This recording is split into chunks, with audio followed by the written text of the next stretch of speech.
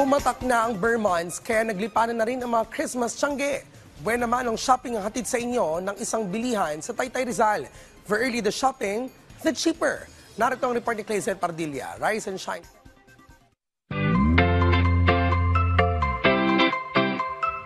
Pagpasok pa lang ng Burr months, simula na yan ng mahabang selebrasyon ng Pasko dito sa Pilipinas.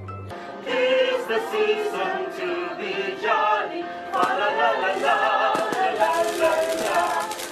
Siyempre, hindi mawawala ang monita at monito. Kaya habang maaga pa, marami sa atin ang naghahanda na. Saan nga ba makakabili ng murang panregalo? Tara, samahan niyo ako.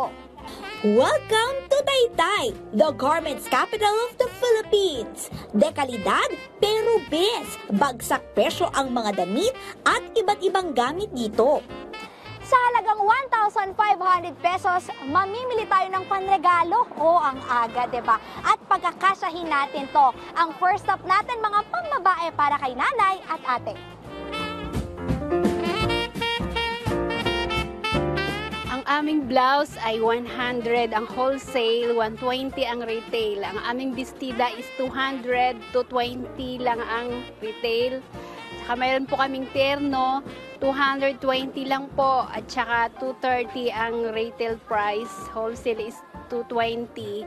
Mayroon din kaming mga crop top at saka terno. Mayroon din po kaming pullover sa halagang 90 pesos lang po. Perfect namang giveaway para kay tatay, kuya, o kung feeling mo magkakajowa ka na this year, let's manifest at bilan mo na beshi ng t-shirt, polo, pants, at iba pang pambaba gaya nito na naglalaro sa 35 hanggang 300 pesos. Pagka pa isa-isa, syempre, medyo mataas. Pagka medyo maramihan, makakababa. Yung 110, magiging 100. Matutuwa naman ang mga chikiting sa makukulay at printed na damit pambata. 10 pesos hanggang 150 pesos, depende sa size at design. Makakabili rin ng iba't ibang klase ng sapatos, sombrero at iba pang abubot sa Taytay Rizal. Payo ng ilang nagtitinda. Kapag bibili po kayo ng pambata, dapat po kung di kayo sure kung gaano kalaki ang bibilhan nyo, kailangan magbibigay po kayo ng allowance. Matagal po siya magagamit ng bata. Matapos ang matagal na pag-iikot, sa halagang 1,500 pesos, nakabili na ako ng 10 iba't ibang klaseng panregalo. Hindi lang ako ang nag-enjoy, kundi daan-daang mamimili na mula pa sa iba't ibang probinsya.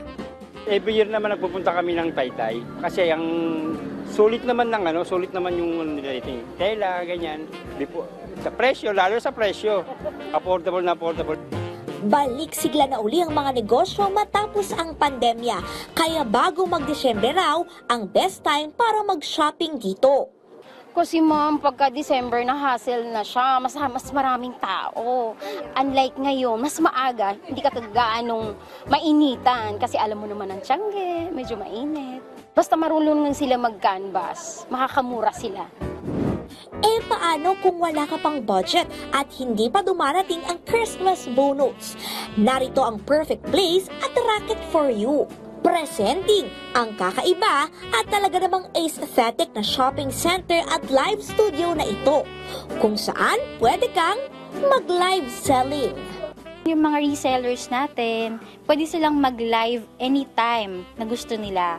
So, kung ano lang yung nakuha nila, kung ano lang yung sa live nila, ayun lang yung kukunin nila with no capital needed. The equipments are provided, yung mga ring light, mga cellphone stand. So, ang puhunan mo lang talaga, boses mo, cellphone mo. Bukod sa mga reseller, welcome rin ang mga customer na gustong makatipid. Tampok rito ang 20 brands ng damit na lahat ay gawang Pinoy. Ngayong Christmas is just around the corner, paghandaan at maging wais sa pamimili ng regalo. Pero tandaan, anumang ibibigay mo, basta galing sa puso, tiyak na matutuwa ang makakatanggap nito. Clayzen Pardilla para sa Bayan.